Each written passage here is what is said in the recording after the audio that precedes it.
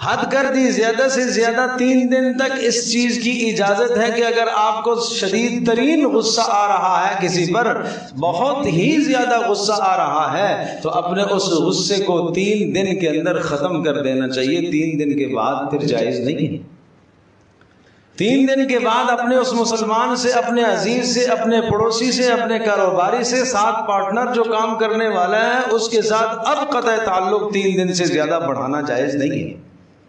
اب پیارے رسول صلی اللہ علیہ وسلم نے ارشاد فرمایا کہ اس قطع تعلقی کے اندر اگر یہ دونوں دنیا سے چلے گئے، دخلا فی النار، دونوں جہنم میں جائیں گے، دونوں جہنم میں جائیں گے۔ اعمال کا کیا سلسلہ ہوگا؟ فرمایا اعمال اس کی نمازیں، اس کے روزے، اس کے صدقہ، اس کے خیرات، اس کی راتوں کی تہجد، اس کی قرآن کریم کی تلاوت، اس کے روزے رکھنا، اس کے تمام اعمال سر سے ایک بالش بھی اوپر نہیں جائیں گے، سر سے ایک بالش بھی اوپر نہیں جائیں گے اس کے اعمال۔ یہ راتوں کو تہجد بھی پڑھتا ہے، یہ قرآن کریم کی تلاوت بھی کرتا ہے، یہ ذکر و اذکار بھی کرتا ہے، مگر مسلمانوں سے اس کی سخت انبن ہے، مسلمانوں کے ساتھ اس کی سخت لڑائی چل رہی ہے، پڑوسی کے ساتھ بھی ناراض ہے، گھر میں بھی کسی کے ساتھ ناراض ہے، جہاں کام کرتا ہے وہاں پر بھی کسی کے ساتھ ناراض ہے، ہر آدمی اس سے کترا کر گزر جاتا ہے۔ پوچھا گیا بدترین آدمی جانتے ہو بدترین آدمی کون ہوتا ہے؟ برا آدمی کون ہوتا ہے؟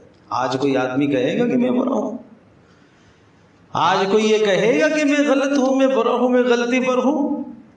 فرمایا بدترین انسان وہ ہے جس کے شر سے بچنے کے لیے لوگ کنارہ کشی اختیار کریں۔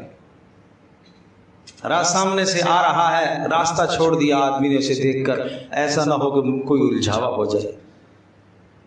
ایسا بد زبان آدمی ہے، ایسا بدتمیز آدمی ہے کہ اس کو سلام کروں گا آگے سے طنز کرے گا، اس کو سلام کروں گا آگے سے نہ جانے کیا غلط غلیظ جملہ بول دے گا، اس کو مصافحہ کروں گا نہ معلوم کس تکبر سے یہ مصافحہ کرے گا، آدمی اسے دیکھ کے راستہ دوسرا اختیار کر لے۔